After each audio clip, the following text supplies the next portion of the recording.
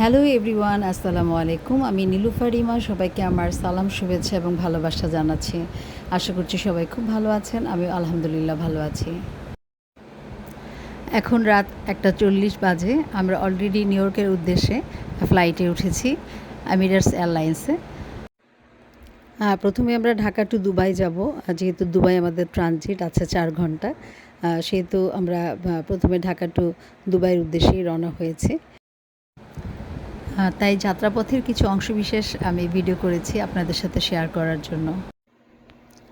প্লেনে উঠলে আমি আসলে জানালার কাছের সিটটাই আমার নিজের জন্য বেছে নিই।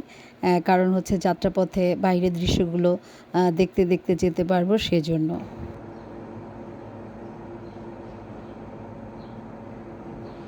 তো একটু আপনাদের জন্য ভিডিও করে নিলাম রাতের দৃশ্যটুকু। দেখতে পাচ্ছেন সব কিছু অন্ধকার এবং শুধু মিটিমিটি করে তারা জ্বলার মতো একটু একটু আলো দেখা যাচ্ছিল। তো আমি নিজে খুব দেখতেছিলাম, উপভোগ করতেছিলাম রাতের দৃশ্যগুলো জানালা দিয়ে। এর মধ্যে ফ্লাইটে আমরা একটু টিভি দেখতেছিলাম, যাতে একটু ব্যস্ত থাকতে পারি, সময় কেটে যায়।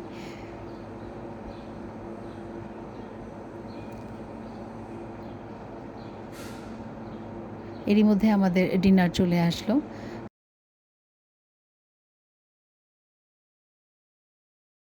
এর খাবার খুবই ভালো ছিল এবং খুবই মজাদার খাবার ছিল। প্রত্যেকটা খাবারই খুব মজাদারভাবে উপভোগ করেছি। তো আমি চট করে খেয়ে নিলাম। বেশ ক্ষুধার্ত ছিলাম। তো আমাদের ঢাকা ইন্টারন্যাশনাল এয়ারপোর্টে রওনা দেওয়ার আগেই ইমিগ্রেশন যখন ক্রস করেছি, এরপরে আমরা কিছু খাবার খেয়ে নিয়েছিলাম রাতের জন্য।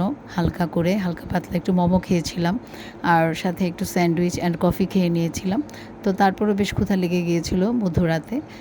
তাও আমরা ডিনারটা সেরে নিলাম।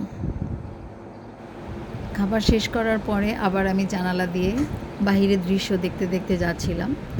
যে আমাদের গন্তব্য কাছাকাছি আসা পর্যন্ত আমি তাকিয়েছিলাম। সময় যখন শেষ হয়ে যাচ্ছিল, যে আমাদের প্লেন ল্যান্ড করার টাইম হয়ে যাচ্ছিল, তখন আমি খুব অধীর আগ্রহে বসেছিলাম কখন নামবো। তো এই আর কি। তো অবশেষে আমাদের প্লেন ল্যান্ড করলো দুবাই এয়ারপোর্টে। তো আমরা আসলে নামার জন্য প্রিপেয়ার্ড হচ্ছিলাম। তো এভাবেই আর কি আমাদের ঢাকা টু দুবাইয়ের যাত্রাপথের বিরতি হলো। তো আজ এই পর্যন্তই। সবাই খুব ভালো থাকবেন। আবার নতুন কোনো ভিডিও নিয়ে আপনাদের সামনে হাজির হব।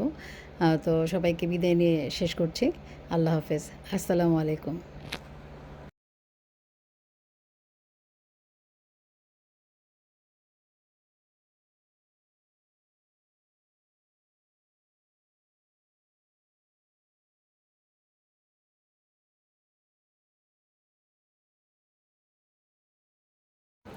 আল্লাহ হাফেজ।